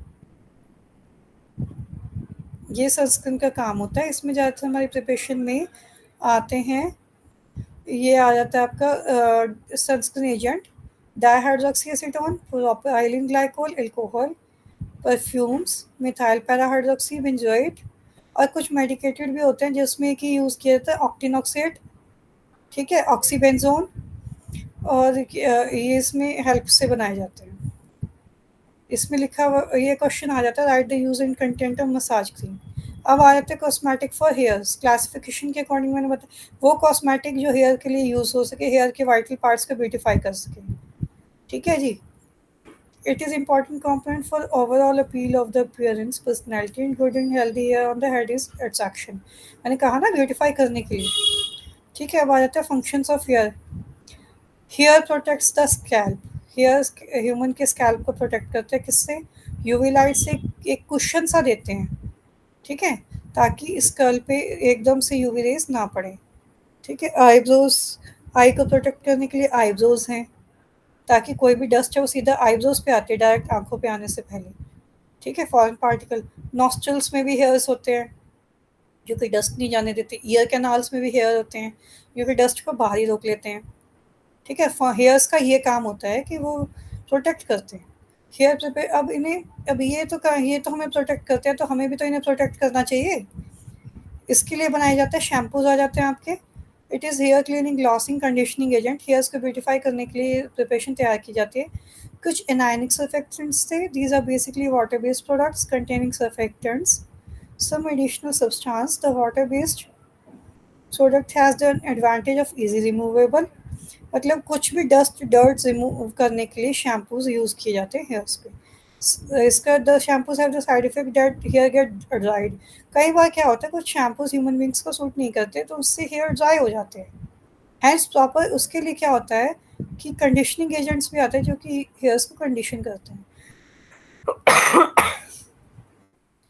हेयर्स को कंडीशन करने का काम करते हैं, जिसमें कुछ सॉल्ट्स होते हैं आपके, सल्फोसक्सिनेट, ठीक है जी, जर्मीसाइड, सेंटिडेंट्स ऑफ एजेंट्स, परफ्यूम्स, कलर्स आ जाते हैं, प्रिजर्वेटिव, थिकनिंग एजेंट आ जाता है, ठीक है। डिफरेंट टाइप ऑफ शैम्पूस और powder shampoo, clear liquid lotion जो है जेल टाइप के, वो काम करते हैं, ठीक है। These different shampoos are made by cleaning the composition of shampoo. However, the basic material and ionic surfactants remain as one ingredient. इसमें जनरली आपका ये क्वेश्चन पूछ लिया जाता है शैम्पू क्या होता है, कितने तरीके के बनते हैं। अब आ जाते हैं हेयर कलर्स पे। हेयर कलर्स आपके हैं गुड हेयर्स। हेयर को ब्यूटीफाई करने के लिए शैम्पूज आते हैं। हेयर को ब्यूटीफाई करने के लिए या हेयर को कलर करने के लिए, कुछ जैसे एज के साथ साथ हेयर्स वाइट हो जाते हैं, ग्रे हो जाते हैं, उनको ब्यूटीफाई या उनको अच्छा बनाने के लिए हेयर कलर्स का इस्तेमाल होता है, यूज़ होता है। Good hair on the head improves the overall the beauty. अगर हेयर्स अच्छे होंगे तो वो ब्यूटी को और भी ज़्यादा एनहांस कर देते हैं। हाउ मैंने बोला ना, hair turns great reflect the ageing of person. उसको एजिंग को बचाने के लिए लोग क्या करते हैं, अपने हेयर्स को कलर करते हैं ताकि उनकी ओवरऑल ब्यूटी को एनहांस कर सकें। नेचुरल हेयर कलर्स भी आते हैं, सिंथेटिक हेयर कलर्स भी आते हैं, colour use to hide the grace. Sometime colour are use to change the hair colour. And good hair dye colour have few characteristics, जिसमें कि आपके टेम्परेरी कलरेंट्स आ जाते हैं, सेमी परमानेंट आ जाते हैं, परमानेंट कलरेंट्स आ जाते हैं। जैसे हिना, पुराने टाइम में जो थे ट्राइब्स थे, वो हिना लगाया करते थे, मेहंदी जिसको बोलते हैं। आज भी लगा लेते हैं लोग नेचुरल में। सिंथेटिक में बहुत सारे हेयर कलरेंट्स आते हैं जो कि केमिकल्स की हेल्प से बनते हैं। हेयर ग्रूमिंग शेड्स आ जाती हैं आपकी। Is very important to improve the personally.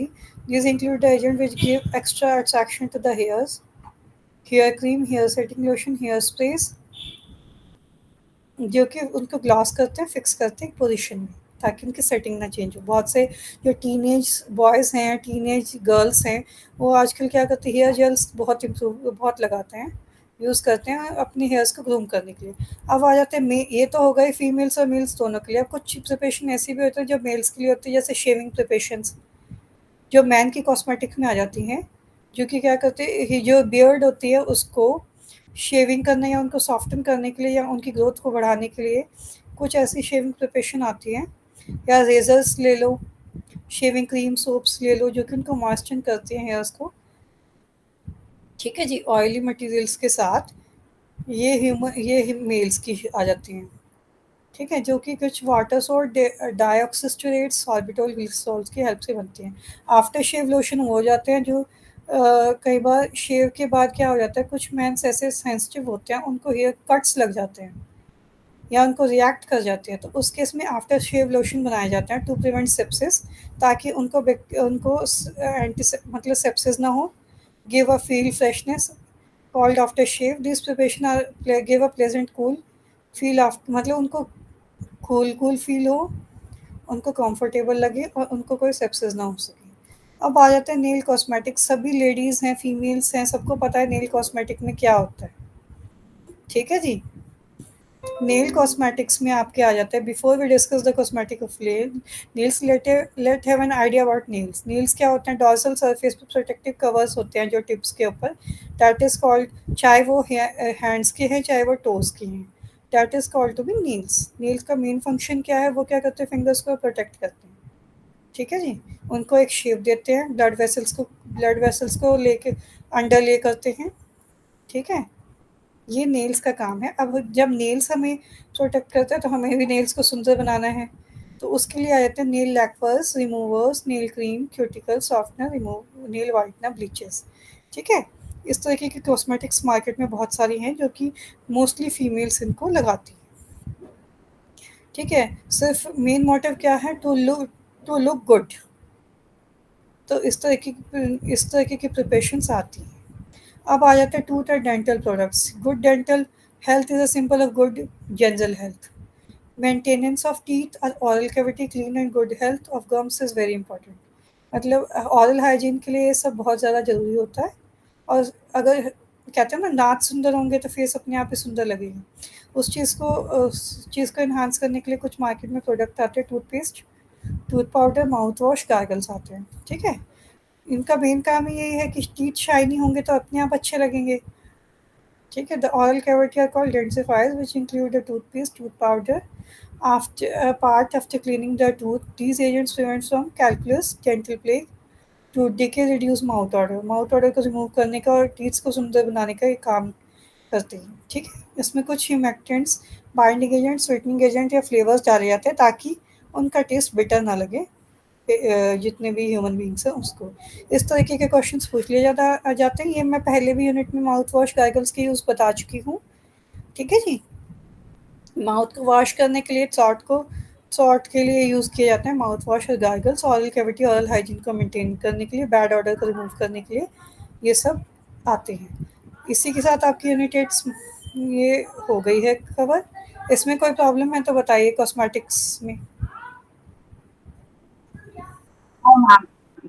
Okay, let's start with the unit 9 within 5 minutes।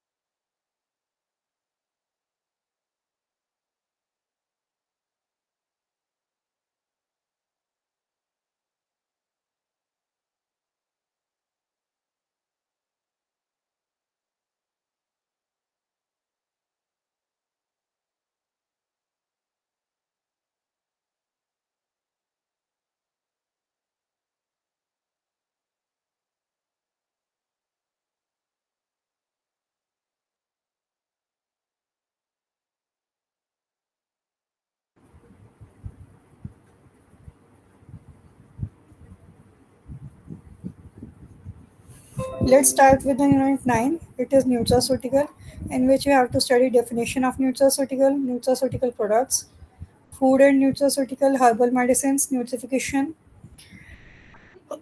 dietary supplements for food supplement, nutraceutical market in India, nutraceutical elderly regulations। Let's start with the हम unit 8 कॉस्मेटिक्यूटिकल कर चुके हैं। ठीक है जी, अब हम इसमें करेंगे definition of nutraceutical. The term nutraceutical was first coined by the Stephens founder. ये किसने फाउंड किया था? स्टीफेंस गिफ्सली एमडी ने किया था, जो कि चेयरमैन भी हैं, फाउंडर भी हैं एफआईएम यानी कि innovation foundation for innovation in medicine में, जो कि सन 1989 में स्टार्ट किया गया था, जिसमें कि दो टर्म्स थी, न्यूट्रिशन एंड फार्मास्यूटिकल। ठीक है, इन दोनों टर्म्स को कोऑर्डिनेट किया और एक नई टर्म बनाई गई न्यूट्रास्यूटिकल। क्यों? ताकि मेडिकल और हेल्थ बेनिफिट्स के लिए पेशेंट्स के या डिजीज़ को क्योर करने के लिए बनाई जाए। अब बहुत से न्यूट्रास्यूटिकल में क्या होता है, ह्यूमन है या पेशेंट्स हैं कि बहुत सारी डिजीज़ से एकदम से आते हैं तो उनकी जो इम्यून सिस्टम होता है वो वीक हो जाता है।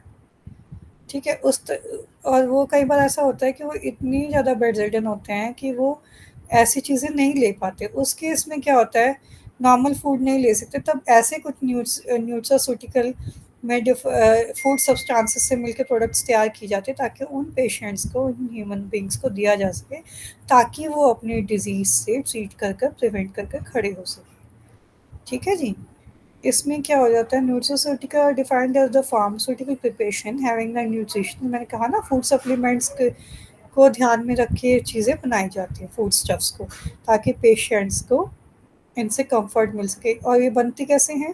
Tablet, capsule, powder, liquid, semi solid या फिर कह लेते हैं इन फॉर्म्स में तैयार की जाती है। ठीक है? ताकि पेशेंट्स को न्यूट्रास्यूटिकल बेनिफिट उनको मिल सके। ठीक है?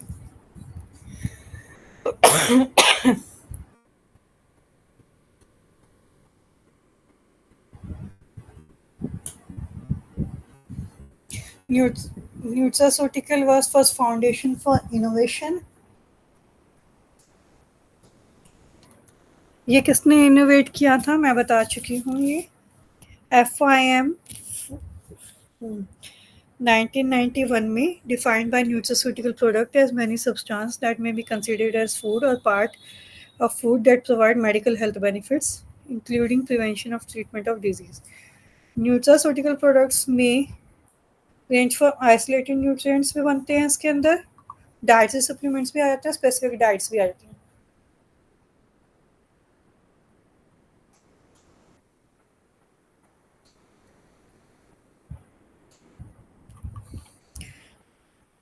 To genetically engineer designer foods, herbal products and processed food, cereals आ जाते हैं, सूप्स, बेवरेजेस आ जाते हैं। इस तरीके के न्यूट्रास्यूटिकल प्रोडक्ट्स तैयार किए जाते हैं जो हमारे डाइटिशियन होते हैं। जब पेशेंट डिजीज से क्योर होता है और वो एबल नहीं होता सिंपल फूड को खाने के लिए, तो उस केस में हमारे डाइटिशियन एक डाइट प्रिपेयर करते हैं।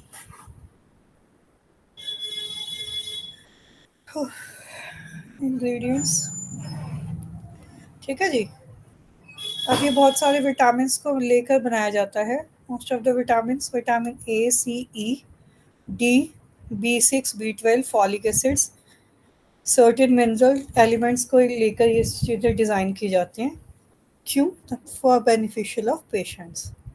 ठीक है, अब आ जाते हैं फूड एंड न्यूट्रास्यूटिकल। जैसे ओल्ड ह्यूमन बींग्स हैं, मैंने कहा ना, वो पेशेंट्स जो नहीं ले पाते, ओल्ड पेशेंट हो गए, उनके लिए हो जाता है ये सब कुछ।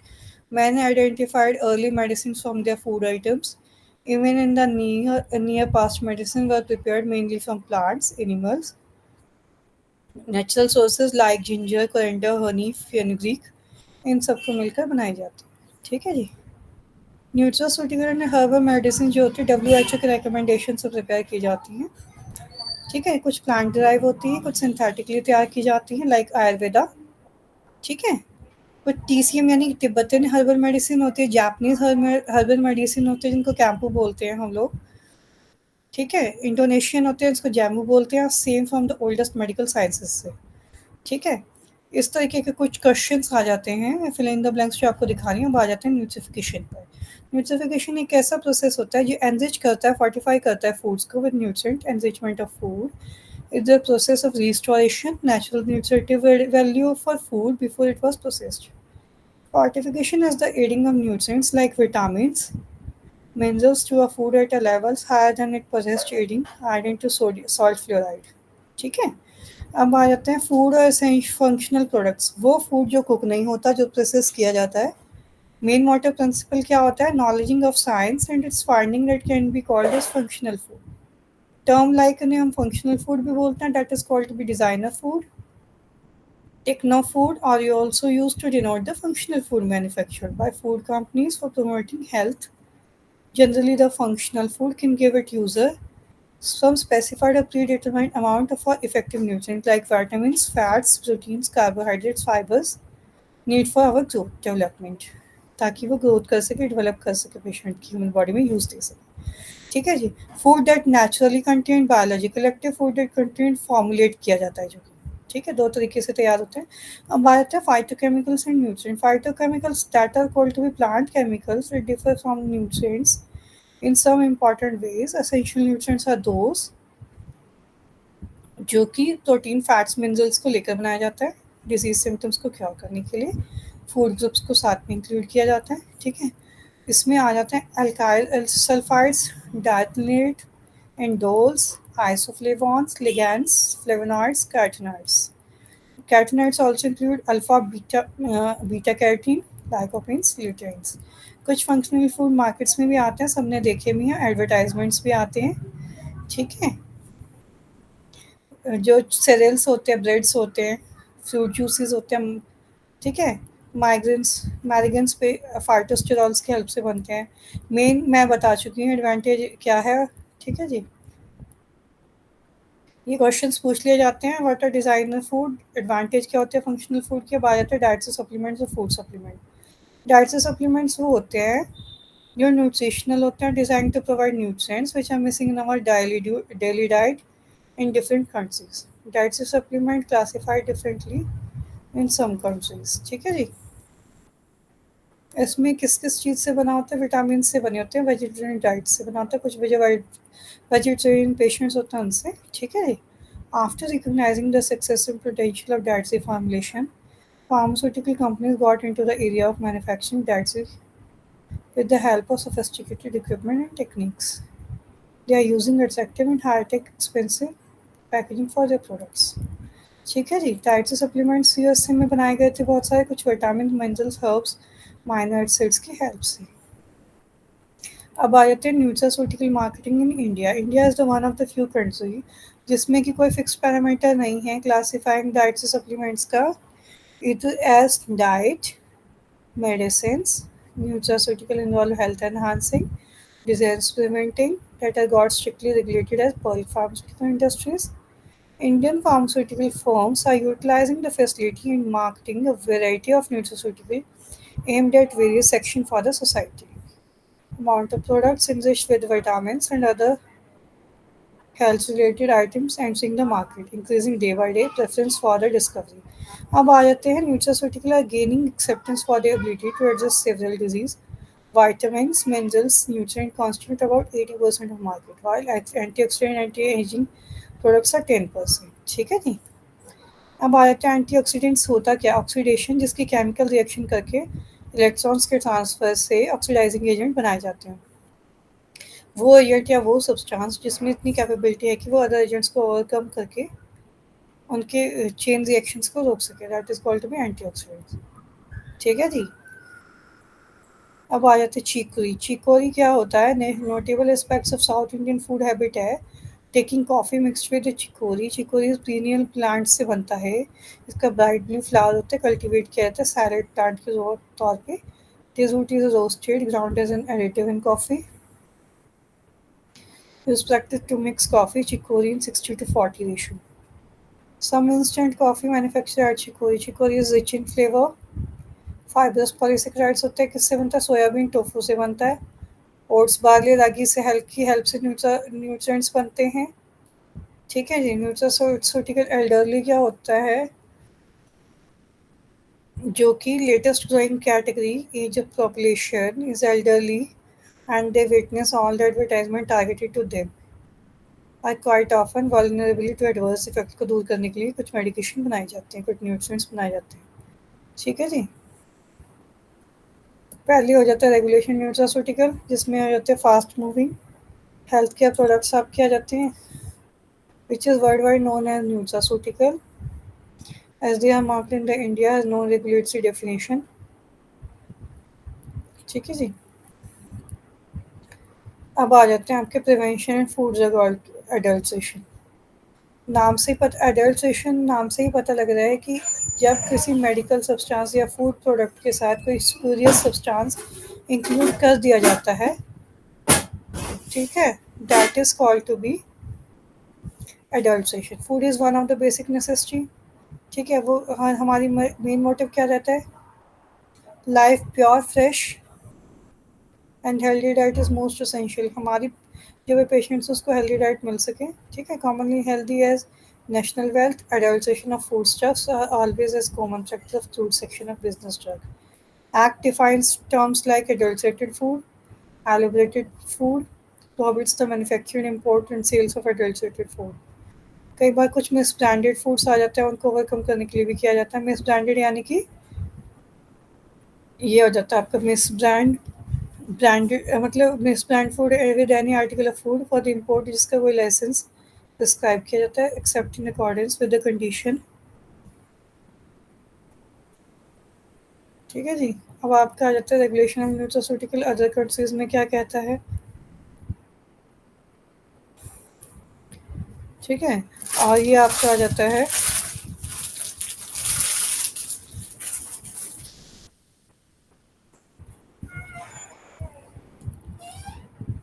DSHE stands for the dietary supplement health education act, जो 1994 में स्टार्ट हुआ था। डाइटरी सप्लीमेंट उसके बाद से बनने शुरू हुए थे प्रोडक्ट्स के। ठीक है, सिर्फ टबैको को यूज़ नहीं करते थे। ठीक है, उसके अलावा बोटेनिकल मिनरल या हर्ब्स की हेल्प से क्या तैयार किया जाता है डाइटरी सब्सटेंस। ठीक है, यूएसए में आता था आपका food not as drug, while the pharmaceutical companies are required to provide safety and effectiveness of their product. Until recently, dietary supplement manufacturers were not. FDA could be take actions only after dietary supplement have been proven harmful. Purpose FDA rule will be जून 2010 में ये start किया गया था। ठीक है जी, इसके साथ आपका ये वाली यूनिट कंप्लीट हो रही है। इसमें आपका पूछा जाता है फूड अडल्ट्रेशन एक्ट कब स्टार्ट हुआ, समरी इसमें आप जान लीजिए। न्यूट्रास्यूटिकल आर सब्सटेंस, न्यूट्रास्यूटिकल आपने पढ़ा है। ठीक है, फूड प्रोडक्ट से क्या बनता था। ट्रीटमेंट डिजीज़ को प्रिवेंट करने के लिए न्यूट्रास्यूटिकल बनाया गया वो पेशेंट्स के लिए जो कि नहीं ले सकते या बहुत वीक हैं, जो फूड स्टफ ऐसे नहीं खा सकते, उनके लिए टैबलेट कैप्सूल बनाया गया। ठीक है जी, इंग्रेडिएंट्स ऑफ न्यूट्रास्यूटिकल इंक्लूड सेस elements, minerals, vitamins, protein, carbohydrates and amino acids. इन सबको मिलकर जब कोई चीज़ बनाई जाती है that is called nutraceutical. Also differ from pharmaceutical preparations from being subjected to different regulatory aspects, are not subject to like parameter animal studies, clinical studies उनकी होकर टॉक्सिसिटी का ध्यान रखते हुए तब वो मार्केट में फूड प्रोडक्ट्स आती हैं एक बैलेंस्ड न्यूट्रिशन वैल्यू के साथ, ताकि थोड़ी ही क्वांटिटी अगर कोई पेशेंट ले तो उसका उनको एक अच्छा बेनिफिशियल इफेक्ट रहे। ठीक है जी, इसी के साथ ये आपकी समरी आ जाती है। इसमें आपने पढ़ा ड्रग कॉस्मेटिक के एक्ट से ये चीज़ें बनाई जाती है, हेल्पफुल डाइट दी जाती है कैप्सूल्स के फॉर्म में, ताकि पेशेंट उसको कंपैटिबली ले सके। ठीक है, और वो पेशेंट की वीकनेस को दूर कर सके। Like pharmaceutical nutraceutical should also be subjected to stringent regulatory guidelines. ठीक है, इसमें आपके नॉर्मली ये क्वेश्चंस पूछ लिए जाते हैं। How will you define nutraceutical, what are the clinically important ingredients, phytochemicals क्या होते हैं, फंक्शनल फूड किसे कहते हैं, एडवांटेजेस क्या होती है। ये शॉर्ट टर्म्स आ जाती हैं ना, जब आप करेंगे तो आपको क्लियर हो जाएंगी। ठीक है जी, इसी के साथ आपकी यूनिट 8 कंप्लीट हो गया। अगर किसी को इसमें प्रॉब्लम है तो मुझे बताइए। This unit 8 is to be completed. This unit 9 is to be completed. If anyone having problem, any issue, then please ask any query. No doubt, ma'am. Clear हो गया आपको? Yeah. ठीक है, इसी के साथ हम नेक्स्ट यूनिट स्टार्ट करने वाले हैं।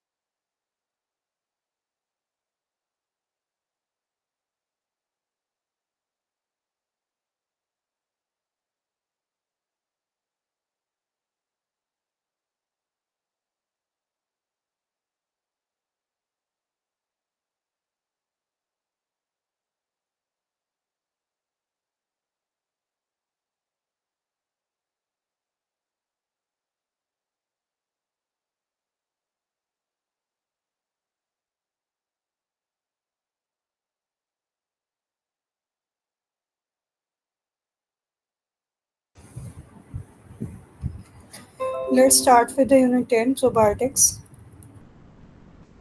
in which you have to study what are probiotics, need for probiotics, criteria, common probiotics, purpose, therapeutic use for probiotics. Let's introduce this.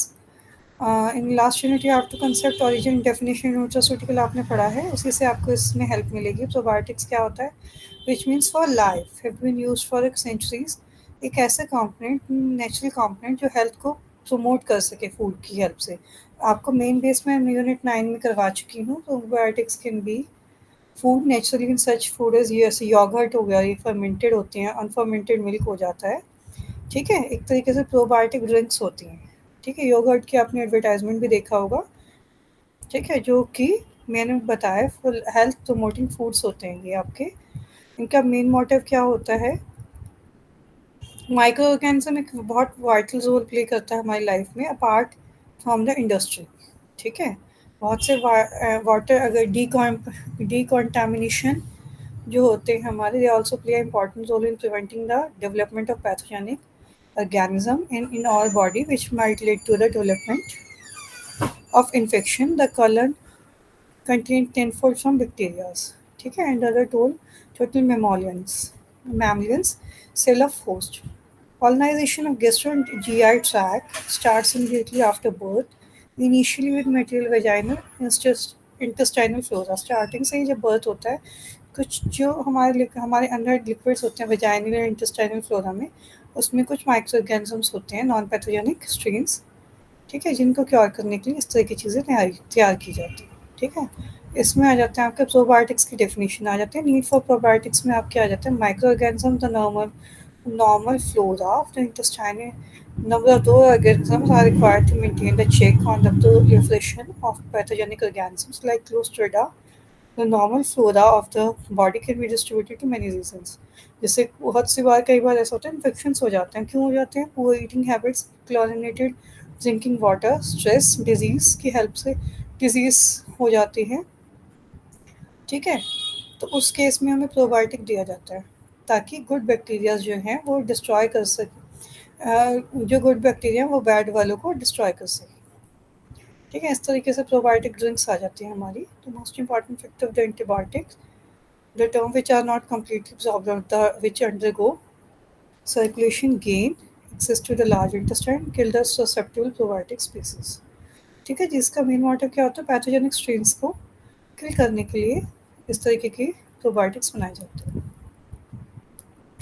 ठीक है, अब आ जाते हैं इसमें किस तरीके के होते हैं कॉमनली यूज क्या प्रोबायोटिक स्ट्रेन्स होते हैं। Lactobacillus acidophilus, lactobacillus rhamnosus, lactobacillus casei, lactobacillus johnsonii. ठीक है, अब बायोफाइडोबैक्टीरियम में क्या होता है? Bacteria bifidobacterium longum, bifidobacterium adolescentis, bifidobacterium bifidum, bifidobacterium animalis and bifidobacterium thermophilum. अब आए थे एस्कराई कोलाई निसिल्स, 1917 में ये बैक्टीरिया जनरेट हुए थे। फोर्थ वन है सिक्सोमाइसिस यीस्ट कह लो जिसको। ठीक है, सिक्सोमाइसिस सेरेवाइसिस स्पीसीज जो है हमारी। और नेक्स्ट है सिक्सोमाइसिस बॉयलर डे। क्राइटेरिया क्या होता है? माइक्रो ऑर्गेनिजम्स का probiotic, human origin, non pathogenic, stability to acid and biliary secretions. Human origin से बनती है, पैथोजेनिक से बनती है। ठीक है, बायलरी सेक्रेशंस कैसे स्टेबल रहे प्रोबायोटिक, किस तरीके से ध्यान करके बनाई जाती हैं प्रोबायोटिक। ठीक है, एपिथेलियल सेल्स पे एडेयर किस तरीके करती है, तो किस तरीके से हम जनरेट करें। मेटाबॉलिक एक्टिव जीआई सैक में हो जाए तो हम क्या करें, इस तरह इन चीज़ पॉइंट्स को ध्यान में रख के प्रोबायोटिक जनरेट किया जाता है। ठीक है, postulated mechanism action of probiotics का क्या हो जाता है? मेन मोटिव है कि माइक्रोबियल एनवायरनमेंट को देखकर ध्यान करके ये चीज़ें बनाई जाती हैं। नेक्स्ट है stimulate IgA production which plays an important role in mucosal immunity का ध्यान किया जाता है। Induce interference alpha production, activate macrophages natural killers. ठीक है, enhance their ability to kill microorganisms, tumor cells, induce expressions, microhistocompatibility complex. ठीक है, gut microflora prevent other bacteria by adhering by competition of places of adhesion. Next one is probiotic also compare for nutrients otherwise consumed by pathogens. For examples, consumption of monosaccharides, reduce growth of Clostridium difficile. ठीक है जी, अब आगे आ जाता है आपका normal intestinal में कैसे हो जो बैरियर में डिस्ट्रॉय ना हो सके, किस तरीके से हम ध्यान करें प्रोबायोटिक्स बनाने में। अब आ जाते हैं कॉमन प्रोबायोटिक्स, वो प्रोबायोटिक्स जो फूड डाइट से सप्लीमेंट्स से अवेलेबल हो जाए। That can be fermented by the food products like yogurt, unfermented milk cabbage के विच में, सोयाबीन बेस्ड माइसो, ठीक है जी, लैक्टोबैसिलस ग्राम पॉजिटिव, या आप कुछ कैप्सूल्स कुछ देख रहे होंगे, लैक्टोबैसिलस एसिडोफाइलस इस फॉर्म में होता है जस्ट लाइक अ लॉन्गिट्यूडनल, ठीक है। बायोफिडोबैक्टीरियम हमारे जो होते हैं वो इस फॉर्म में होते हैं, आपको स्क्रीन में इमेज दिख रही होगी। इसकेरी कोलाई निसल्स जो होते हैं हमारे, या सिक्रोमाइसिस, वो इस फॉर्म में होते हैं। या आपको इमेज विजिबल हो रही है?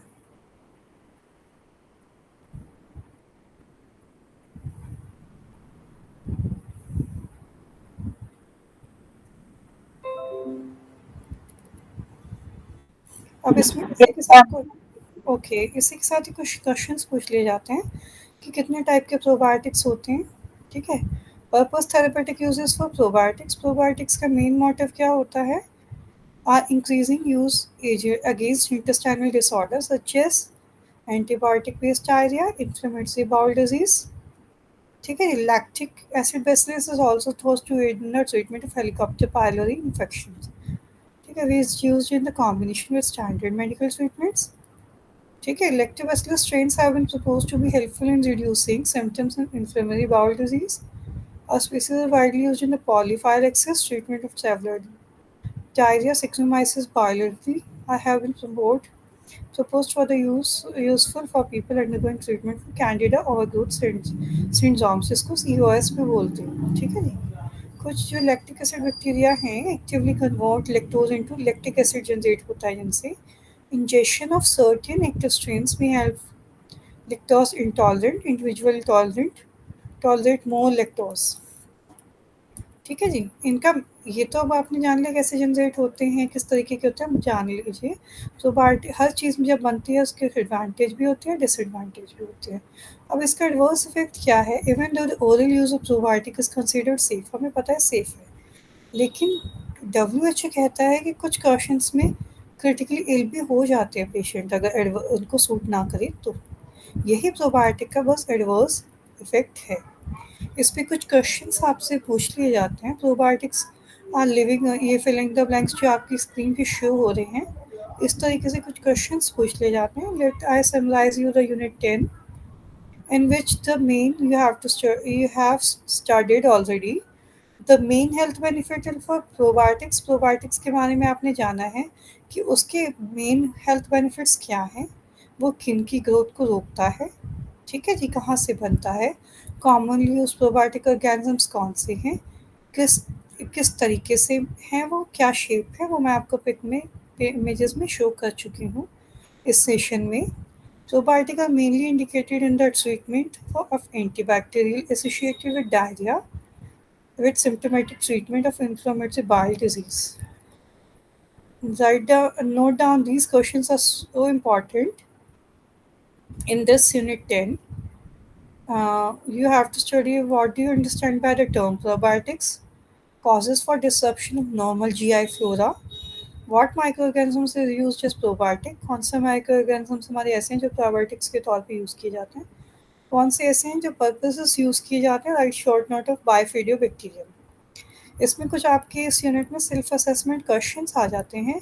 The current WHO definition of probiotic is living organisms, और कुछ टर्मिनल क्वेश्चंस आ जाते हैं, ये आपकी स्क्रीन पे शो हो रहे होंगे। किस तरीके से हैं बायोफिडियोबैक्टीरियम, नॉन स्टेराइल नॉन स्पोर होते हैं, मैं इस यूनिट में बता चुकी हूँ आपको। इसी के साथ ये काउंसलिंग सेशन है आपका, ये इसी के साथ काउंसलिंग सेशन में आप यूनिट 6, 7, 8, 9, 10 आपकी मैं कवर करवा चुकी हूँ। If you have any questions about in any unit you can ask any question.